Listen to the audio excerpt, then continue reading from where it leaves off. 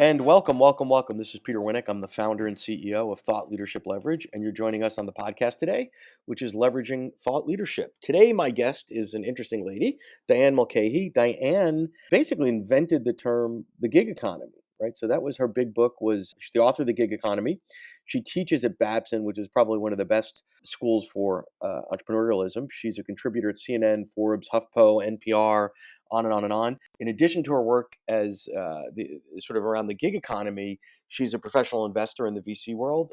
She's an advisor to the Kaufman Foundation, and she's the author of "We've Met the Enemy and He Is Us," which is a report on the VC industry. So pretty eclectic and interesting. And of course, obviously, you graduated Harvard and visiting fellow at the Policy Institute at Trinity College, Dublin in Ireland. So I don't want to miss any of your many accomplishments, but we don't have all that much time. So thanks for joining us today.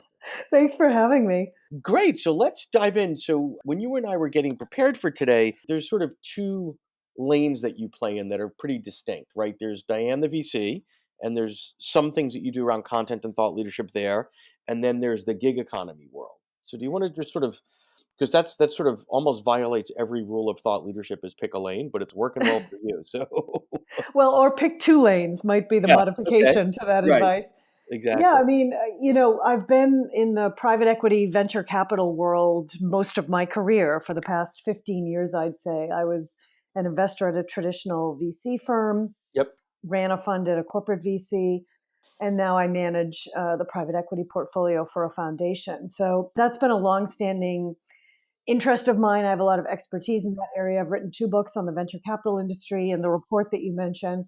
The gig economy really grew out of a side gig.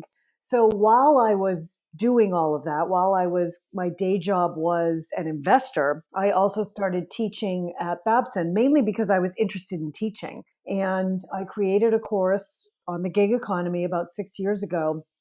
And then out of that course grew the book. And then out of the book grew the speaking and the writing and the consulting in the gig economy. So it was a very organic process, but it was really just following my interests. Well, and you clearly tapped into something from a timeliness perspective, because the gig economy is bigger than being an Uber driver, or your quote side hustle was teaching in academia, which is not necessarily new and anything particularly digital or fresh. So talk to us again for a moment through the lens of the gig economy.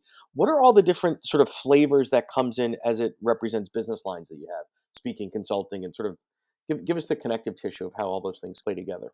So in my portfolio, the way that I think about my professional life is that I have a portfolio of work. It's not that different from having an investment portfolio. I have, my anchor work in investing, which I've had for a long time. I have a side gig in teaching. I'm an adjunct, so it's a very part-time position. I'm not an academic. I don't have a PhD. Yep. And then I do, speaking and writing and consulting engagements as I have time for them, as they're interesting to me. I say no probably a lot more than I say yes, but I have the flexibility to be able to do the things that I find interesting. Great.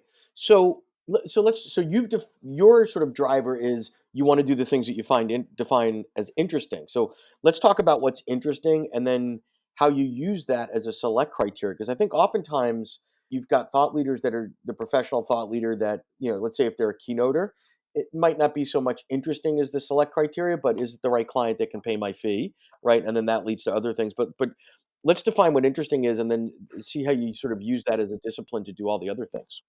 Yeah, and I would say it is a multifaceted approach. So of course I care about whether I'm paid or not, although I will do and I have done engagements that I don't get paid for because I Sure. think they're interesting or strategic. Yep.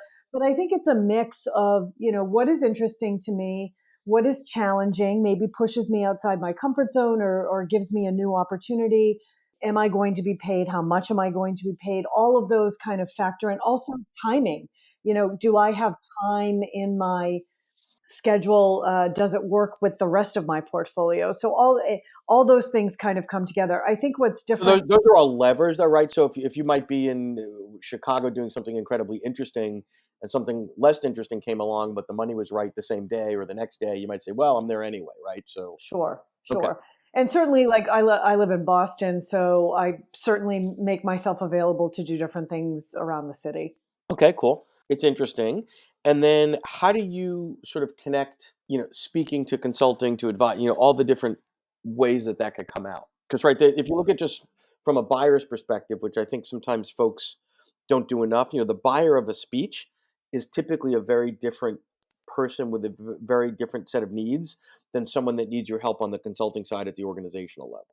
I mean, the way that I think about it is what kind of work do I like to do the most, and then how do I get those opportunities? Great. So during the year, I do on a regular basis what I call opportunity mapping, which is just kind of a fancy term for saying that I have a spreadsheet where I track where my most interesting opportunities originate. So when I land into an opportunity where I'm like, oh my God, this is perfect. I have I have the client that I want. I have the work that I'm interested in.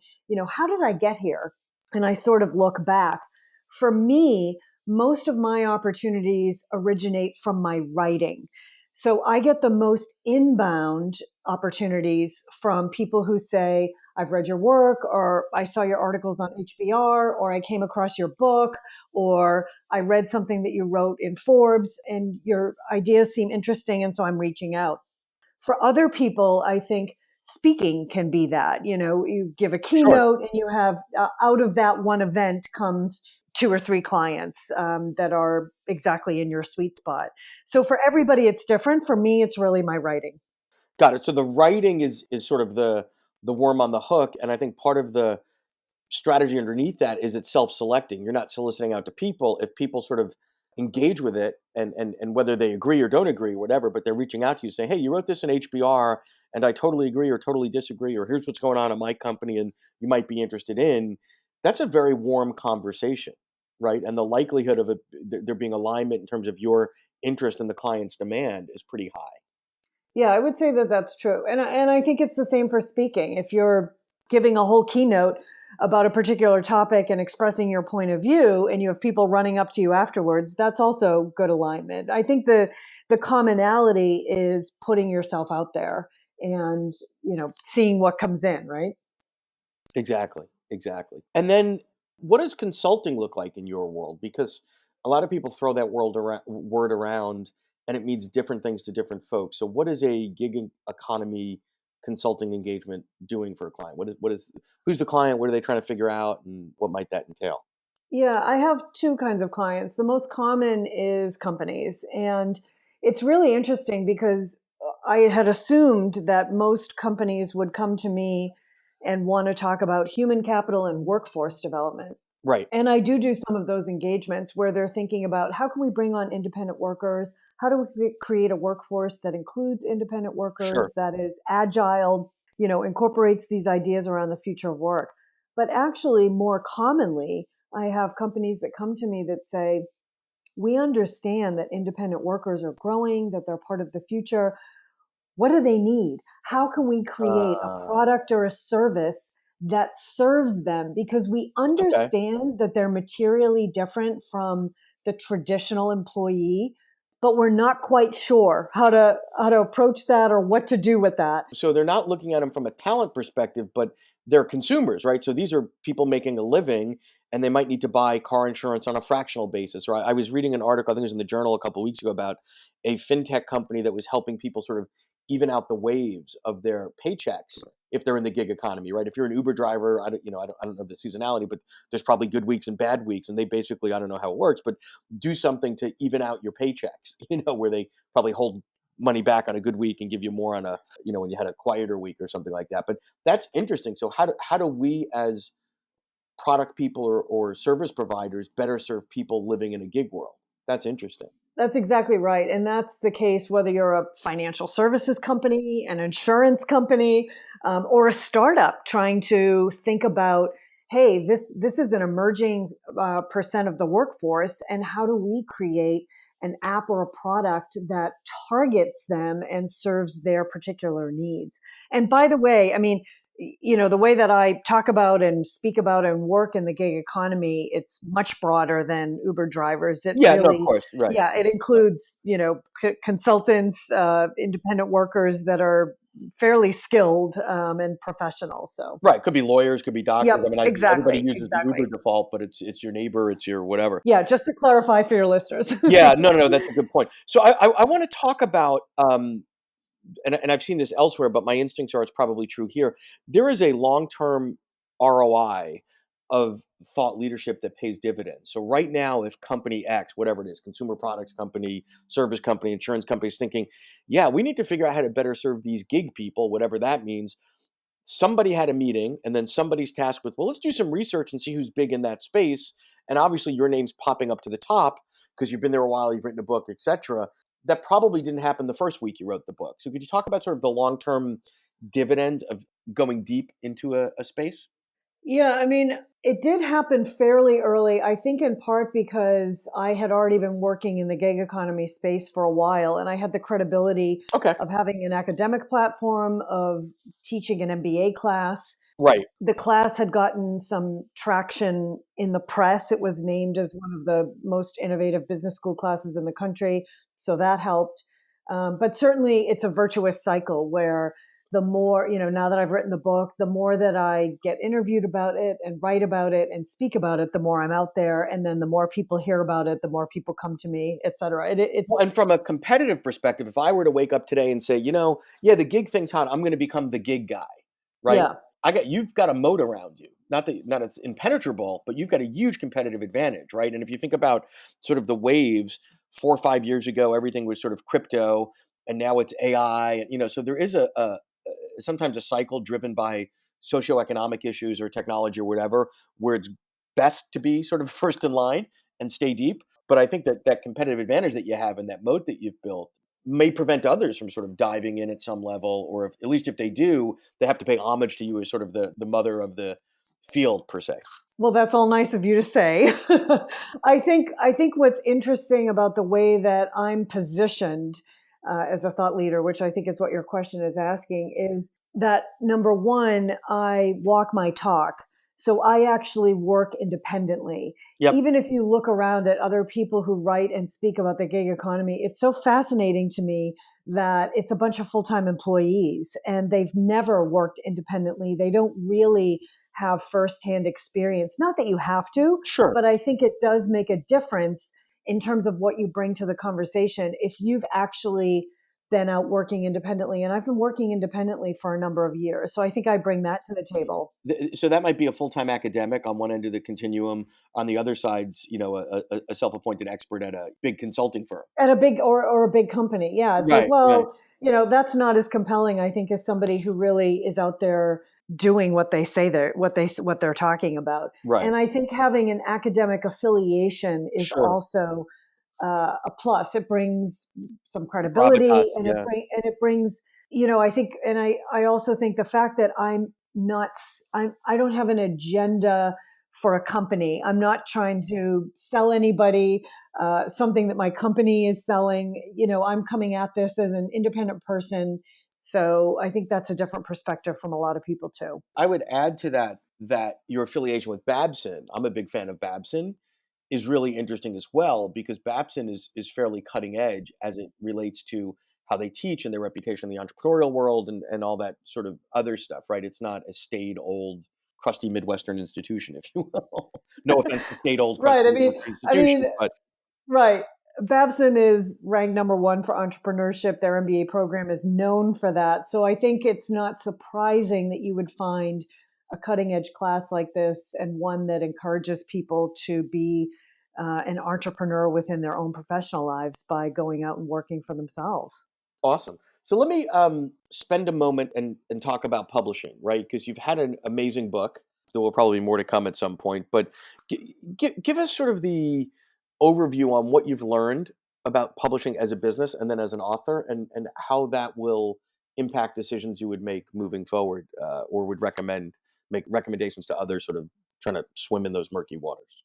Yeah, I mean, I think for my publishing experience, I was really lucky to have an amazing agent. And So I had choices of publishers. And the way that I approached that was I actually reached out to people that I know who had written books, whether it was on the academic side or just in my professional circles, other people that were writers and speakers and things like that. And I asked them about their experiences. And that due diligence really informed my decision about what kind of publisher to pick. I heard fairly consistently that people had horror stories, bad experiences with some of the larger, bigger name publishers. And on the other hand, a number of people said they didn't recommend self-publishing a first book. They said, yeah, do that later, but for credibility, go with a traditional publisher. So try to find a small independent publisher. And that's where I ended up. And Got I it. had a great experience. My whole publishing process was excellent. I got great feedback. Everything was on time. Everything was delivered as it should be. My publisher did a great job with foreign rights, getting it on Yep. audiobook. So I'm really happy, but I think the best advice is to do your due diligence and talk to as many authors as you can and hear what their experiences were with their publishers. Awesome. Well, as we start to wrap up here, why don't we close with maybe sort of one, definitely do this and definitely don't do that based on your experience that you would advise someone. Maybe it's you. Think about it. Maybe it's you 5 or 10 years ago as you're first sort of diving into this world of authorship and content and thought leadership. I think, I think the first thing is I'd say always have a side gig.